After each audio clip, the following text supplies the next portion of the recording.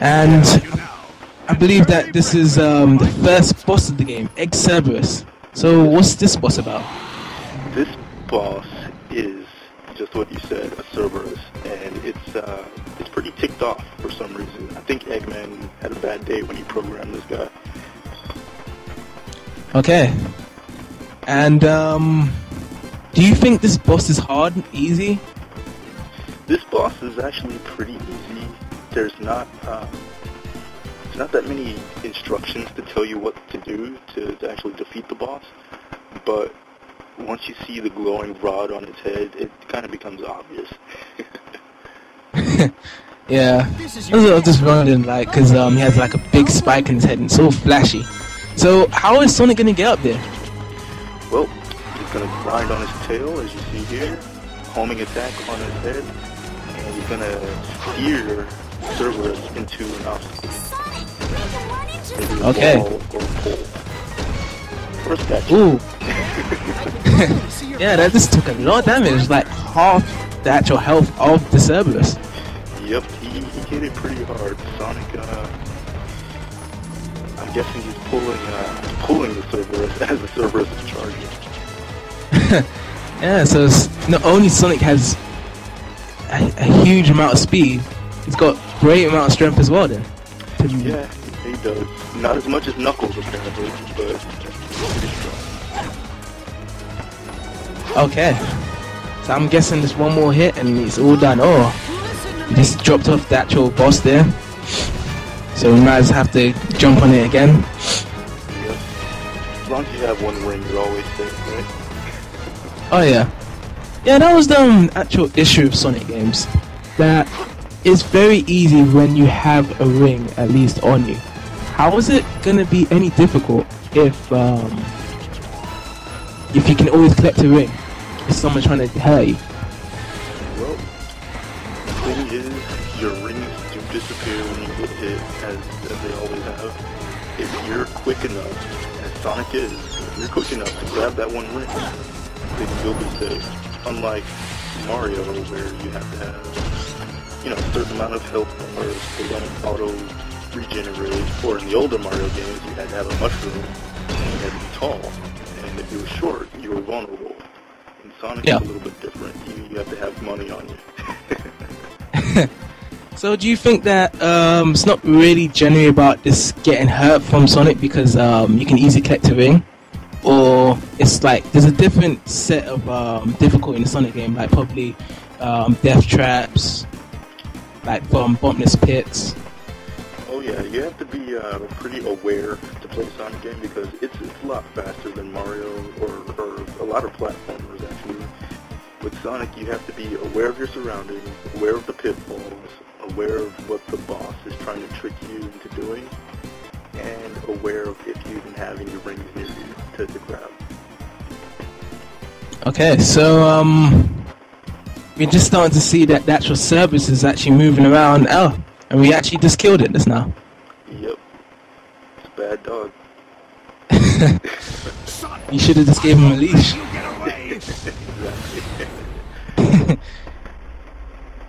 So now it's destroyed, and do we get a score ranking for this?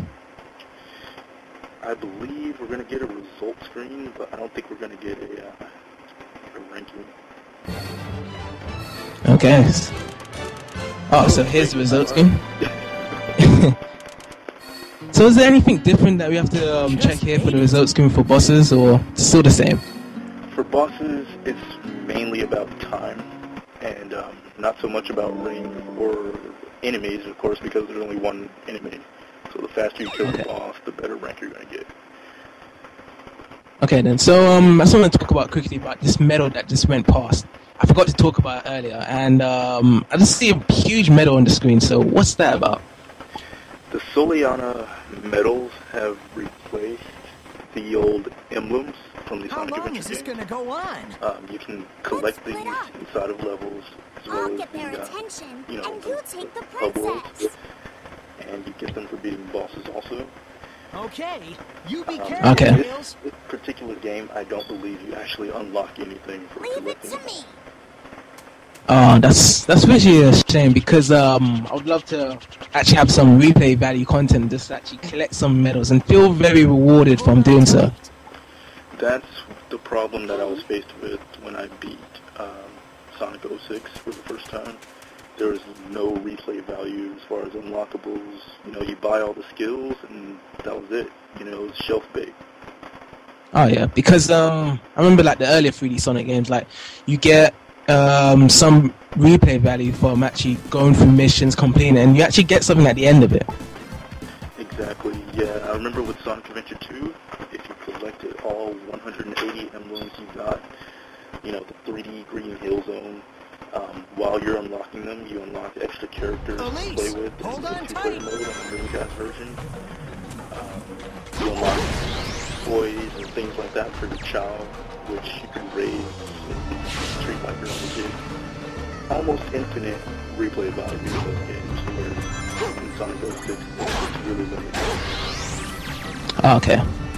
So now we're on to the second action stage. As you said earlier, this is a desert stage, so anything different about the stage compared to Rave Ocean?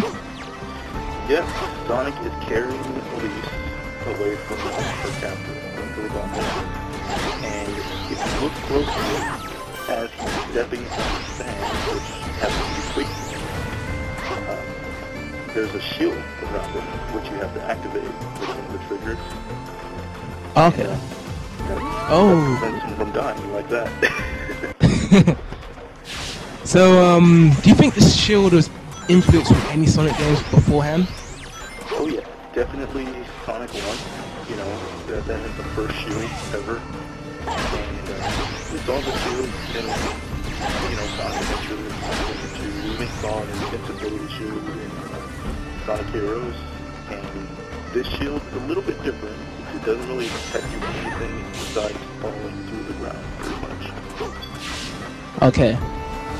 So, at the moment, I still haven't seen much bottomless pits from any of the stages. Do you think they're still very friendly on that because there's so much enemies around? Yeah, there's a lot of enemies, especially in this stage here, and the sand traps alone are going to make it, you know, pretty difficult. There are some bottomless pits in this stage, but they're minimal because, you know, the stage is set on the ground. So where are you going to fall for? Yeah. So, Sonic's very slow in this game. I just really noticed this now because, like, he's going through different parts of defeating enemies, but we haven't really picked up the actual Sonic speed we're really fond to. Why is that? Well, a couple of reasons. In this case, I'm going to say it's because he's holding Elise, but of course we both know that's not true. She's the light lady. But honestly, I believe because the engine, this is the first time really programming for it. They couldn't program the speed as well as they wanted to, so that's why they created the Mach speed stages. Okay, so was it trying to benefit from Sonic moving in a 3D plane rather than making him run really fast in a straight line, as we normally see him do? I think they tried to incorporate both, but they couldn't really do it, so they had to separate the two. In this case, I'm going to say they were a little bit more biased towards 3D exploration than speed. Yeah. So, what would you go for? Would you actually go for the 3D exploration, or would you just go for the more speed in a 3D Sonic game? In a 3D Sonic game, honestly, I would like to see a hybrid, but I really want more exploration because, you know, it's 3D. Why should it just run past you in a blur? But at the same time, this is Sonic the Hedgehog we're talking about. So it should run past you in a blur. So we can actually just try to implement something, like we can actually get him running fast, but also we can actually just spend time to actually just roam around in the 3D environment we just really wanted to do so much in the 2D games. Exactly. In the 2D games, let me tell you, I wish I could run into the background, run past those buildings, and play some slot machines, but I couldn't. You know? Yeah. So, because it's... They can make because it's... that. Yeah. because it's very difficult, like, to actually implement that. Because I believe that takes a lot of programming skills and actually effort to actually do that. But since Sonic 06 has been rushed for due to obvious reasons, that's why they couldn't do that. Yeah, that's very true. It was rushed. They had, not very much time to work with a new platform with new developer tools, and they just couldn't make a grade 1 game, but it's still a decent Sonic game. Oh yeah.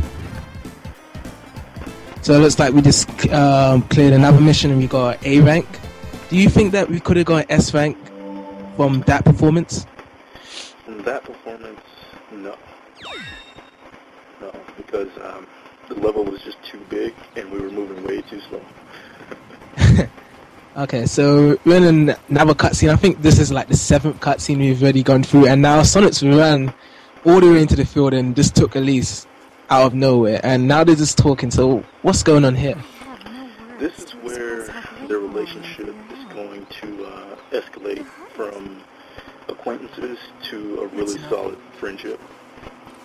Sonic injured his hand, or his arm here, and Elise has bandaged it. Okay, and look, we have the traditional gimmick, I believe, that was first introduced in Sonic the Hedgehog 1, where he's waving his finger. Yep, I think Sonic likes teasing us a little bit with that finger. He's like, no way, you're not going to beat this game, or no way, you can't, you're not good enough. Oh, he is very cheeky in his attitude. Like, I believe that first originally started from the Adventures of Sonic the Hedgehog in the cartoon, if I remember. Yeah, he was pretty cocky, and that's always a good thing with Sonic the Hedgehog. He doesn't overdo it.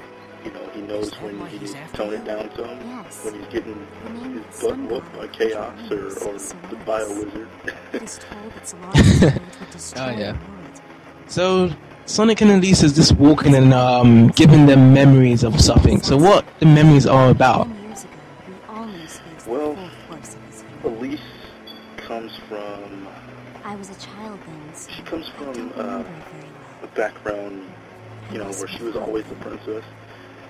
And I think that kind of weighs on her personality. And Sonic is right now trying to help her, get over that, get over her fear of being captured by Eggman. And get over being, the uptight princess that she is. Just raise your head and run. Okay, so as she being uptight, that must mean that she just got a lot of stuff given to her. Yeah, I'm sure she has a lot to deal with being the princess. And she's always serious, and Sonic just took her on a run to loosen up. This is the first time she's really had fun since she's been a kid. Okay, cool. And I think that's the end of the cutscene after just showing this path of clouds. And we're back onto another loading screen. Yep, chances are we'll be taken back to the hub.